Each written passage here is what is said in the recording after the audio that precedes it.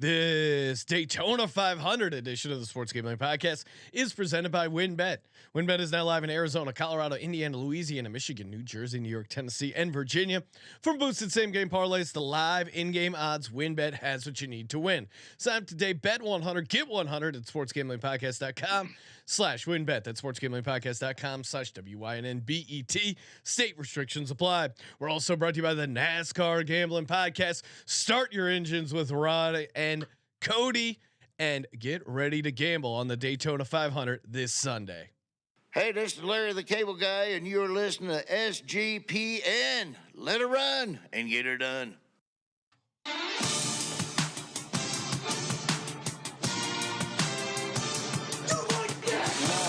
Cox. He's one of those guys who will get penetration.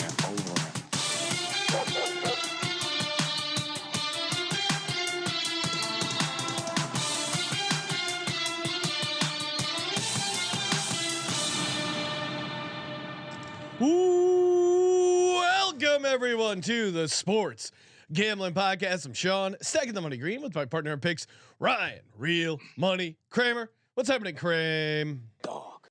Just the level of effort that we're putting in right now. I'm not one to pat myself on the back, Sean, as you know. I like to sit back in the shadows and be quiet.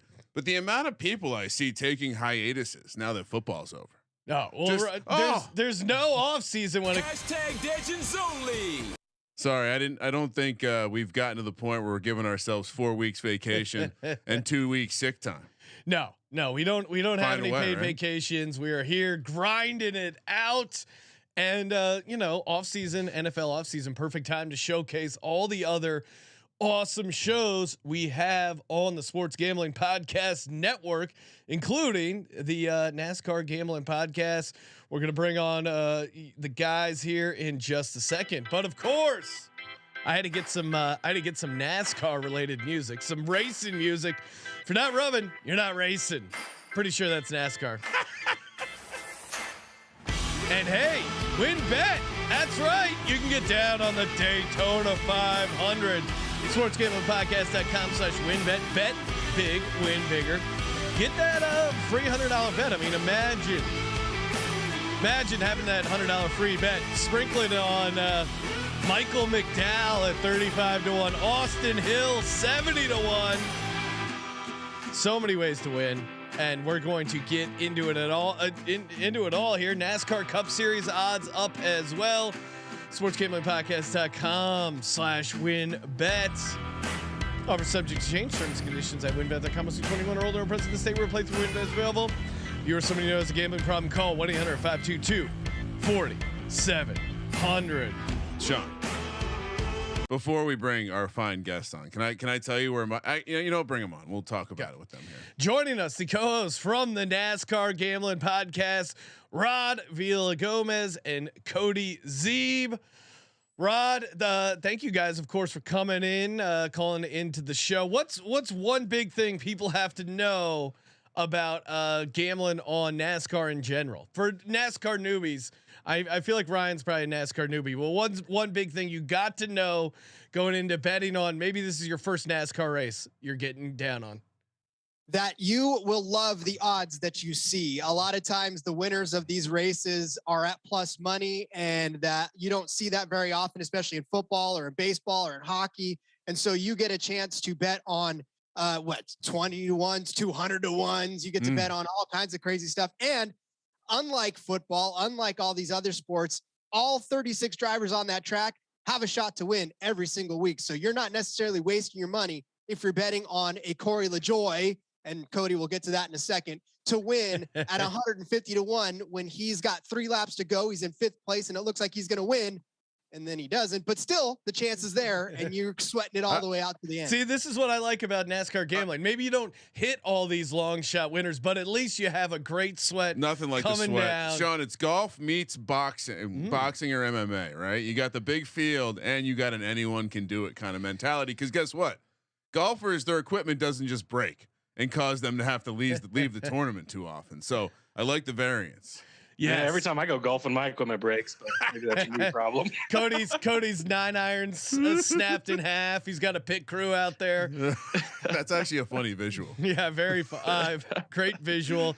Cody, what makes the Daytona 500 so special as a race in NASCAR? No, yeah, the Daytona 500 is great. So it's a different style of racing than we see week to week. When you get into the week to week part of it after Daytona, there's a lot of predictability at certain tracks, and that's where we can really get into, hitting exact bets and knowing who's going to be good and who has advantages. At Daytona, it's super speedway style of racing, and these cars basically have restrictor plates on them, like your local go-kart track.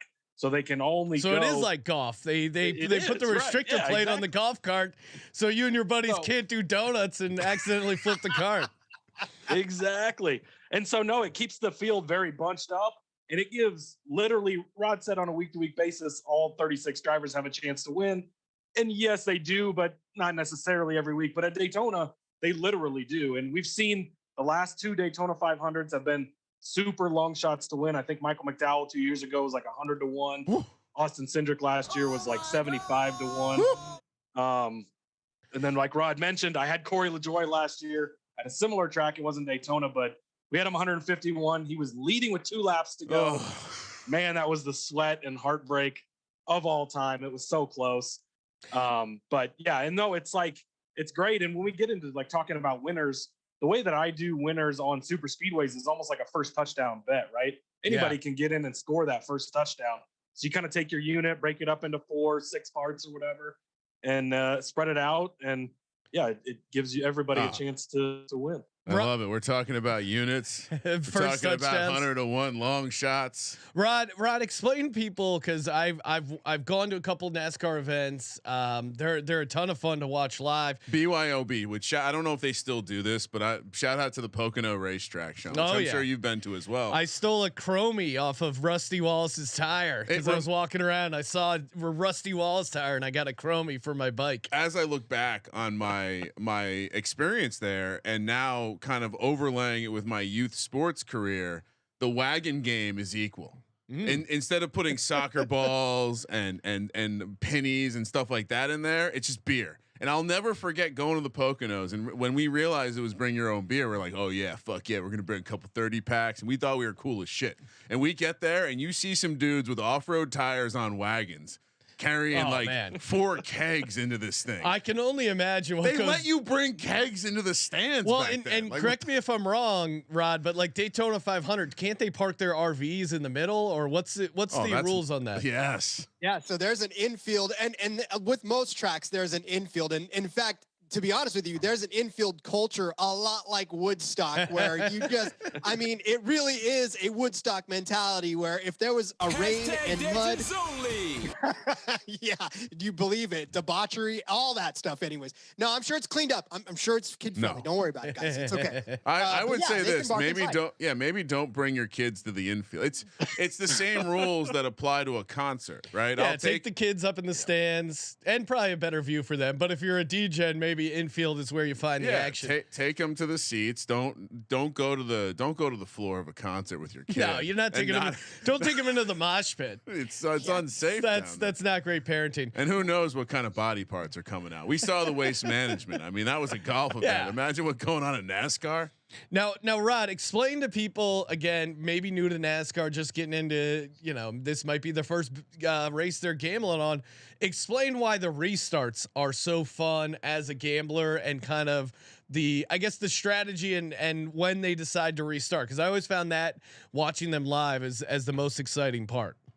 Well, they're not fun as a gambler. I'm going to tell you that right off the bat. It's just when the field gets punched back up, anything can and will happen, especially on Daytona, where restarts are insane anyways, because everybody starts to gain speed, and now you're jockeying for position again. When cars get strung out, I mean, it's a little easier to stomach things. But when they get bunched back up again, especially on short tracks or on tracks where, things just explode into chaos almost immediately, it's always not fun for a gambler, because especially if your guy has been leading for the last 400 laps, and then all of a sudden a caution comes out and he literally has to fight off 5 or 6 people off the restart to try to get that lead back again. That's not fun. Sean. Sounds like we could have some serious. I guess fun I didn't have live enough betting. money on it last time because I was like, oh, this is exciting. Everyone has a chance now. And but I can see how if you had the leader, that would be really annoying. Well, I can tell you as not a noob to NASCAR gambling, Sean. Obviously, you know this. Probably more than a decade ago. Shout out to Bubba the Love Sponge and Howard Stern over on Sirius, but got me into Tony Stewart. And so we were out in Vegas for week 1. And so I bet Smoke. I think it was like 12 or 15 to 1 to win the race. Didn't watch a second of it, but cashed that motherfucker for like $1,500. So not a noob, Sean. I heard the shot earlier. Don't think I don't listen. Now, Cody, obviously Daytona 500, what type of cars are racing, trucks? Like walk us through the whole event and what kind of races besides the main one are going to be happening this Sunday. So yeah, Daytona is unique because we get almost a full week of on track action. It's going to start on Wednesday. The Cup cars, the main NASCAR guys will have their qualifying round. And so real quick, so when you say Cup cars, you're talking top level guys. Yep, that's the top guys. Okay. That's where like the Tony Stewarts. Nowadays, it's the Chase Elliott's, the Kyle Larsons, these guys up there in the top level of NASCAR, the Major League Baseball, if you would say. So NASCAR kind of breaks out a lot. Yeah, and it would actually be good because Sean and I are old guys, but Chase Elliott is the child of Bill Elliott, former NASCAR racer from when our glory days of going to the Pocono racetrack. Well, yeah, and Cody, who is the guy that I should default to make fun of? Like if I'm talking to NASCAR Jeff fans, Gordon's gone now. I thought it was always Jeff Gordon. Was like you're probably a Jeff Gordon fan. Like is there a go-to guy everyone clowns on? Like the Dallas. It'd probably be Denny Hamlin or Kyle Busch. Okay, those are the kind of the guys that. Yeah, you can make fun of people for them. All right, Denny Ham. I think Denny Ham. I like Denny Ham. That's a good soft name too. Like, what are you, a Denny Hamlin fan? It rolls off the tongue nicely. Rod, on the podcast, obviously you guys are covering the. Wait, hold on. Sorry, I interrupted him. Cup cars first. Oh yeah. So basically, it breaks down like Major League Baseball. So Cup cars are the top level. That's Major League Baseball. Then you have the Xfinity Series, which is a step under. It's like AAA baseball. And then the Truck Series, where they actually race trucks, like they look like pickup trucks, sort of. That would be like AA baseball. And so those are kind of the 3 tiers of NASCAR. We cover all 3 on the show. Hell yeah. There's lines for all 3 of them. And something I wanted to mention too, a lot of people think NASCAR betting, like you just bet on the winner. What if you don't pick the guy that wins? Like that is not the case. I was just looking before we got on the show. There's like 50 different categories to bet on. It's almost as good as the Super Bowl is, but you can bet on, there's times in the race where I'm more worried about the battle for 19th and 20th based on how I'm going to get paid than I care about who's winning the race, because I have those 2 guys in a head to head, or there's top 10s, there's top 3s, top 5s, top manufacturers. So there's 3 different manufacturers in NASCAR, Ford, Chevy, Toyota. You can pick the driver who's the best finisher of their respective manufacturer. There are so many different ways. We get into all those on the show, so definitely check it out. So my as someone who got into slightly more than casual F1 fan status, I did find fun betting the number of cars that are going to finish the race. I assume we can do that with NASCAR as well. That's not one I've seen, which is unfortunate, especially at Daytona. Finishes, it's a 40 car field for the Cup Series. Last year, 27 cars were involved in a wreck or in wrecks. Oh man. And so that's another part that makes it like, that's kind of the Daytona betting strategy, is like, just hope and pray your guys make it through the chaos, because if they do, that's what gives anybody a chance. Yeah. But that would be a great bet. They need to. So then real quick on the multiple levels then, is this one of those things that if you know shit, you can really clean up in the lower level races? Yes. We have a huge advantage in the Truck and Xfinity series because we pay attention so much to them. I mean, I follow them just like I follow the top level of NASCAR, and we win just as much, if not more, on those series, because what's been fun too is that those lower series wins, I mean, those are a little longer odds too than some of the Cup wins. So we've hit some pretty good, winners in that lower series at some pretty good odds, because we've been paying attention, and that's where the edge that we have over the rest of the shows, because we follow the other two series as well. I personally remember having more fun at the truck race. I don't know if it's like it's truck racing is the best because it's Friday night. It's Friday night, right? Right? Exactly. Yeah. It's the trucks almost always have the best, like actual, just watching them beat and bang racing. And then those guys, as you're watching them in those series, a lot of them are going to make it to the Cup Series eventually. So you have an advantage there. And then Cup Series guys are actually allowed to come race 5 races per season in each of the other series if they want to. Not all of them do, but so you get the crossover there where they're coming down, and then you can bet with them in the race as well and whatnot. Now, Rod, what are some like basic principles of NASCAR handicapping? You know, obviously you're looking at the type of vehicle, the type of driver, their qualifying times. Like, walk us through.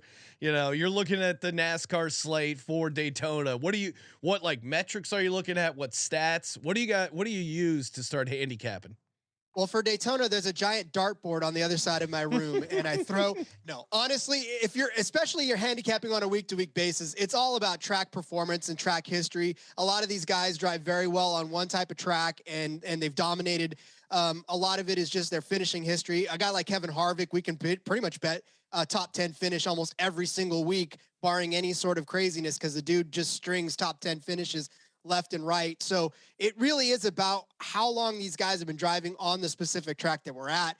A short track, a super speedway, a 1.5 mile track, a dirt track, now road courses. Like, Chase Elliott has always been the default go-to for a bet on a road course, but now there's other drivers that are starting to catch up on him. So again, a lot of that handicapping comes down to do with what they've done on the track before. And that's kind of what we look at, like the last 5 or 6 races on this track, which manufacturers dominated, which drivers dominated, and just a lot of that type of stuff. And then of course, recent history too, because you can't always go back in the past. Like, has that driver done well? Like Kyle Larson last season was the favorite to win just about every single race, and he barely won any, right? So everybody was going in thinking he was going to win, and track performance says something, but he hadn't won in a month. So am I really that heavy on what he did in the past versus what he did now? It is wild how much a team and a driver can have an advantage at a track. Again, just from the Formula One angle, but it is wild that like a guy driving a shitty car can be good in a spot just because he grew up there. I mean, again, there's the golf comparison for me, right? Yeah, like no, the it local does knowledge kind of stuff. Yeah, like certain guys play how to set the car up correctly, play well in certain courses, and I guess your pit crew is kind of akin to your caddy in this situation. Cody, one of the nuggets we were talking about before the show started was that the Ford cars maybe have an aerodynamic edge. I was doing a little bit of research, but any car or manufacturer takeaways you're looking at here for Daytona? Yeah, so that's kind of been the rumor. So NASCAR went to a completely new car last year, just completely revamped the car they had before. There was some concussion issues in the season with the way the bodies weren't absorbing as much of the impact. It was transferring it to the driver. So they redid all the front end and rear ends of the cars this offseason. So Ford, Chevy, Toyota, they all got to bring new ones. And they try to shape them. The Ford is, they try to make it look like a Mustang. The Toyota, they try to make it look like a Camry. Chevy, they try to make it look like a Camaro, while keeping them within, range of each other. And so there is always going to be some advantage somewhere. And it seems like on the big fast tracks like Daytona, Ford has been rumored, at least in the testing and stuff, to have probably an advantage there. So probably the best place you're going to be able to use that is in qualifying odds, which I don't know. We talked about this yesterday on the NASCAR Gambling Podcast, but Chevy's won the qualifying in Daytona every year every year since 2013, Rod? 2015. 2015, yeah. So that could be the one place you maybe use it. And we tossed out a couple of guys like 30-1, 50-1 that maybe that'll give them the advantage. But overall, as far as the race goes, I don't think that there's going to be a huge advantage, just because it's going to be avoid the chaos, be there at the end. That's the biggest part. And then, what friends you have around you that are going to help you get there. It does seem like the limitations they put in the car, combined with the style of driving, like the again, coming from Formula One, where like the aerodynamics are like a fucking spaceship. I'd imagine most of the aerodynamic advantage is just like on the side, right? Like the amount of I was doing a little. I was watching some nerd videos on NASCAR aerodynamics, and it's all about the amount of air pushing like the car outward towards the wall. And so, yeah, I would imagine like on a track like this, like there might even be elements of like not wanting to have the slipperiest car for actual race driving. I don't know. But yeah, no, it makes, all I'm hearing is we're betting long shots. I assume that's for Daytona. Like, that is the key. Like the sprinkle thesis. A ton of long shots out there, and all you have to do is hit one, and you have a good day. But there's a good chance you could hit multiple things and have a great day. Now, Rod, yeah, obviously we see line movement in college football, NFL, NBA, all that kind of stuff. Is there line movement a lot in NASCAR? You know, hey, what happened at the qualifying? All of a sudden, odds are shifting, or maybe the public's all over Jeff Gordon or whoever, and it's creating some discrepancies there. Like, what kind of odds shifting, and does it make sense? Like, hey, play. You know, we're gonna probably talk some long shots here in a second, but play those early because maybe their odds shrink, or is it vice versa? So a lot of times we can grab value early, and you're absolutely right, before qualifying, and even now qualifying is a lot later than it ever was when we were like watching it earlier in our lives. But yeah, we usually identify some good long shot value early on, but a lot of the guys up top, a lot of the favorites, it doesn't necessarily change a whole lot for them. So yeah, I mean, when we are grabbing long shots, I mean, like Ross Chastain last season, he was a long shot earlier in the season, especially before qualifying, and then we started to see his odds start to shrink up once he started qualifying well. And I mean, the lines don't necessarily swing a whole hell of a lot. We don't see them like tip a whole lot, but there is some dip once qualifying happens and once we start to see, because the practices aren't there anymore like they used to be either, and odds used to be able to shift during practice too when this car came out fast. And have we seen the car? Has there been like a test or anything where we've seen how they perform, like in this kind of track, or no? Well, I mean, last season was. But but not. I assume there's a substantial amount of upgrades that the teams might make in the off season. So, but like this would be the first. Whatever, is there a practice then before qualifying, or is it just qualifying? So the first time we'll see them is in qualifying. Wow. Yeah. Okay, so that. Just one point I wanted to make too on the line thing, line movement, as far as like, we saw this in the Clash, the exhibition race a couple weeks ago. I gave out Justin Haley 75-1 to win the race beforehand. He qualified fastest and dropped to 15-1, 20-1. Oh, wow. That's where you're going to see the big, like, you got to get on the long shots early if that's where you're going to be. Sometimes the guys at the top of the board, they're expecting to qualify up there. And so you can maybe wait. And if they qualify bad, maybe they'll drop a little or something, but on the long shot specifically, you got to get in early, because somebody comes out like that's 75-1. I mean, he didn't have a shot in their opinion. And then all of a sudden he's the fastest car, and the odds just drastically shifted. And so as far as like prices correlating like fastest qualifier to finish type props, like would you be more likely to take a long shot on the fastest qualifying time or for the race generally? Depends on the track. Okay. For Daytona, yeah. Yeah, I'd say for Daytona, you take the long shot to win more so than for qualifying, because qualifying is it's raw speed, and the better teams have a huge advantage there. It's the car out there by itself. They all have these quote unquote restrictor plates on them, so they can only go so fast. They can only do so much. But once you get into the race, it's all about, like you said, the air. The air is more important here than anywhere else, and it's all about avoiding the chaos, right? Not being one of the 27 cars that gets wiped out, and then being there at the end and making the moves and stuff. And that's what gives the long shot such a better chance in a place like Daytona. Now let's get to it. Let's start talking a little picks here. Who of these? It's been like 2 weeks since we've hit a 40-1 bet. We need to get back on. Hit the octopus. Would have loved the Kenny Gainwell first touchdown. Rod, I'm looking at two long shots, two guys. Cody Ware finished 17th last year. What's wrong with BJ McLeod finished 27 last year. What's wrong with Daytona 500? What's wrong with their car? I gave out Cody Ware last week on the pod. Was a top Ford, Rod. So to be the top finishing Ford car in the race, 150-1, I actually love that bet. Now don't go put the mortgage on it. But It's 500 to 1. Sixth place the last time they were at Daytona in the fall.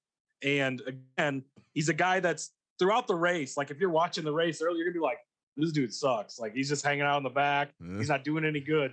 But he's gonna be back there. He's gonna avoid the carnage and chaos to put himself in position at the end. And again, like with 5 laps to go, like the thing at Daytona too is like until it's final, they've crossed the line, you can't count anything. Between 5 laps to go and the end of the race, the lead could change hands 25 times. Drivers could go from first to 30th, from 30th to first. Like it is absolute just chaos. And so, yeah, these types of long shots have a real chance here. 500 to 1. They're both BJ McLeod 500 to 1. Cody Ware 500 to 1. They're both Ford drivers, and Cody, nailed the track history. What about you, Rod? What are you feeling here early on the NASCAR Daytona 500? Well, I'm not feeling BJ McLeod. I know we talk about long shots all over the place, but if BJ McLeod he might be the one to avoid. Okay, well, look, so of those 500 to 1, go Cody Ware. If he wins the 500, I'm retiring from the show. Mine aren't necessarily quite as long. Look, I love Jimmy Johnson, much to everybody's chagrin. Out there that are leaving, that are listening to the show, they don't like me bringing up Jimmy Johnson. But he's at 50 to 1. He's coming back, and he's driving. I know he's driving the 84. I know that he's not in Hendrick equipment anymore, but I absolutely adore him as a driver. I really feel like this is a track where he can get his bearing back underneath him. And I mean, a 50 to 1 is not anything to sneeze at anyways, but for Jimmy Johnson to come back out of retirement, win the Daytona 500, that's a Hollywood script if I've ever heard one. So I love Jimmy Johnson. If you're new to NASCAR too, Jimmy Johnson, that's like Tom Brady or Michael Jordan coming out of retirement to race a few races this season. Jimmy Johnson is arguably, but probably the greatest driver in NASCAR history. So was what him he accomplished? Yeah, was him doing IndyCar, the baseball stretch for Jordan? Didn't go so well. So he's coming back to where he's coming back, just part time, but he's back. I mean, his odds are fun. I feel like the idea here is just throw some darts. I saw Travis Pastrana is on there. He once jumped a car in the Long Beach Pier onto a raft. Remember that, Sean? Yeah, no, I know him more from dirt bike racing, but Travis he's actually got a NASCAR history too. He's raced in the Xfinity and Truck Series, the lower series in NASCAR. It's been a few years, but I think he's got about 50 or 60 combined starts, so he has some experience. Now there are a few guys that aren't guaranteed to get in the race, and he is one of them. So.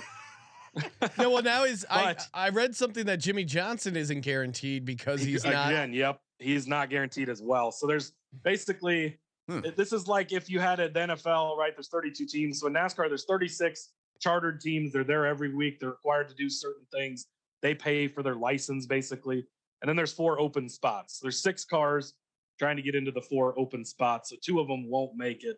But like Ryan was saying last week, check the rules, right? A lot of times, if they don't make the race, that bet gets refunded. So. Oh, okay. No, free roll. Then. Yeah, all right. A free roll on Travis Pastrana. Yeah, let's go. And I want to throw out there because this is my absolute favorite. I almost hit Corey LaJoie 150 to 1 last year.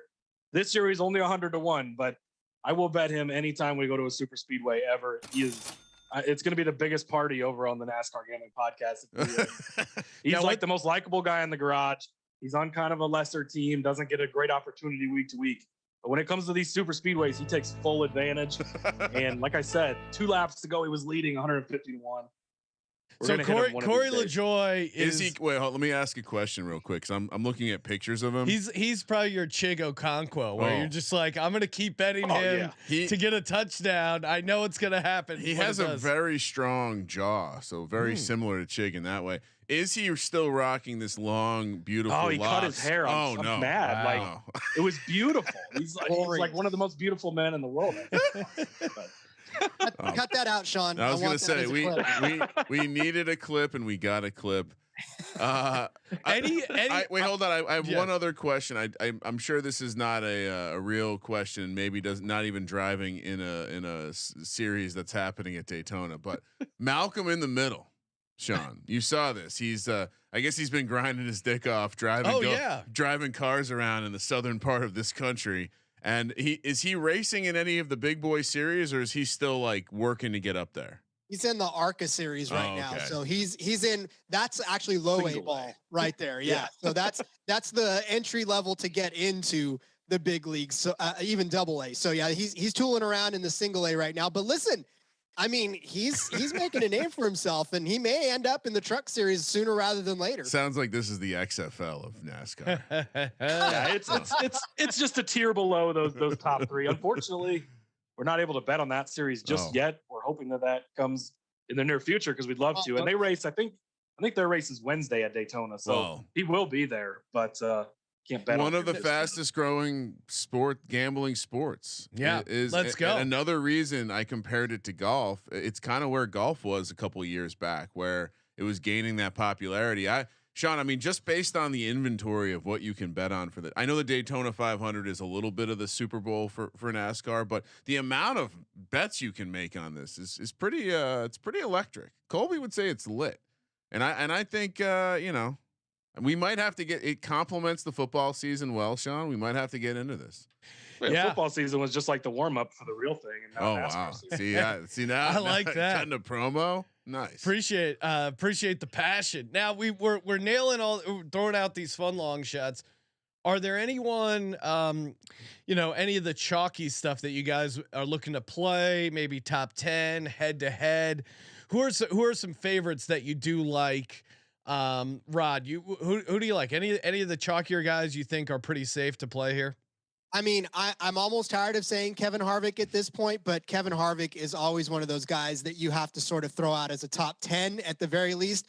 I even like him at top 5 odds. I mean, it's only plus 330, but again, all of these are going to be plus odds. Like the Daytona 500 does not give you any sort of, you don't have to pay any juice for any of this stuff. You basically can bet at plus odds on all of it. But I do like Tyler Reddick too, as a maybe even a winner at plus 2,000. But as a top 5 at the very least, he's plus 300.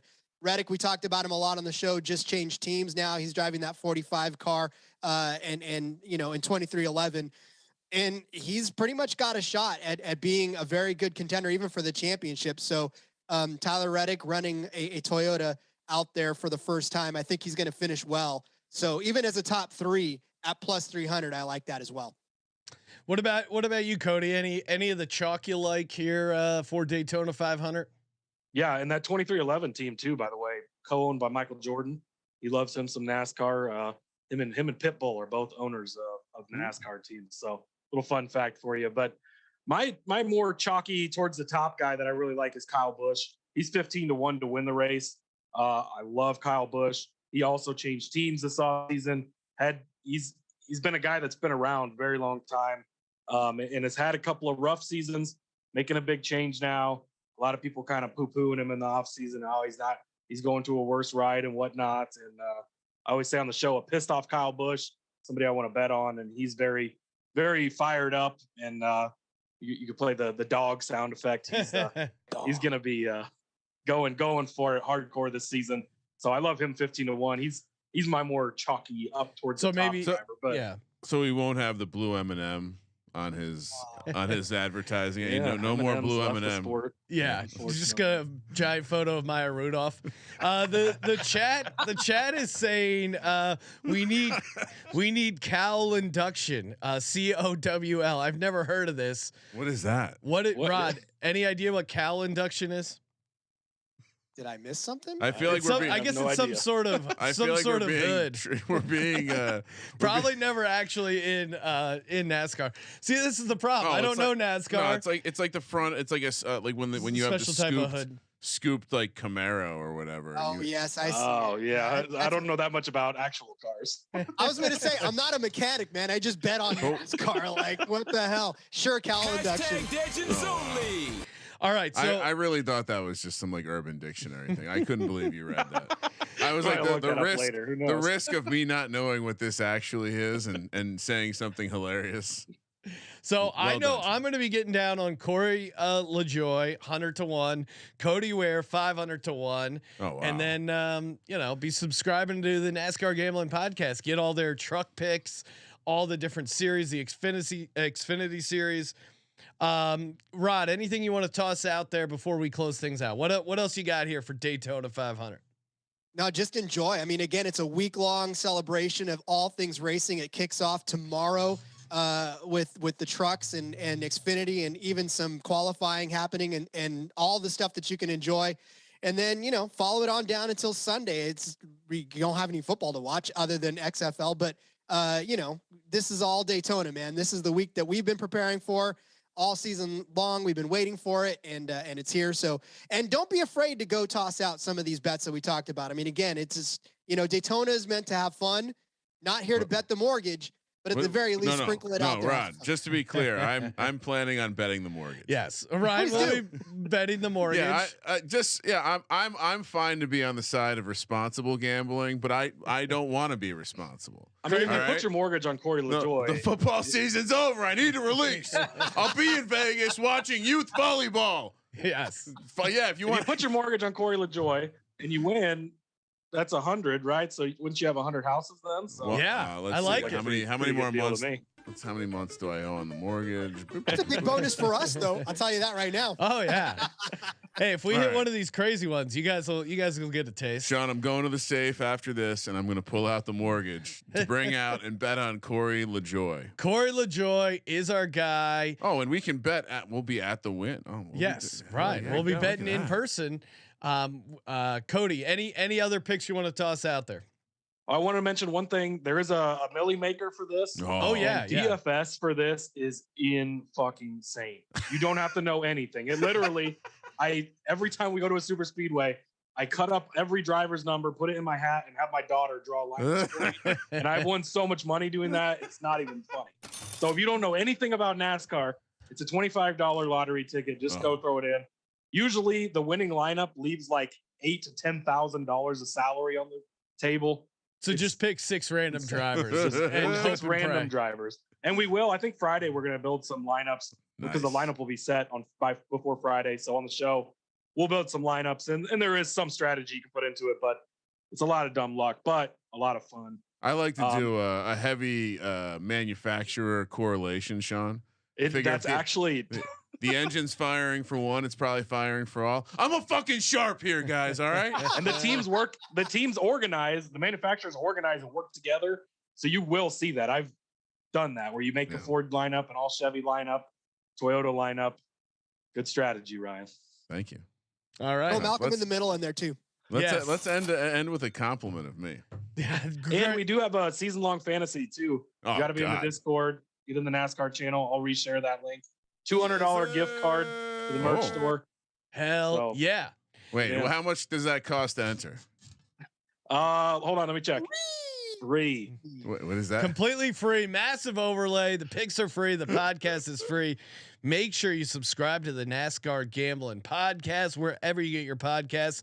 Give them a follow on Twitter at NASCAR Gambling.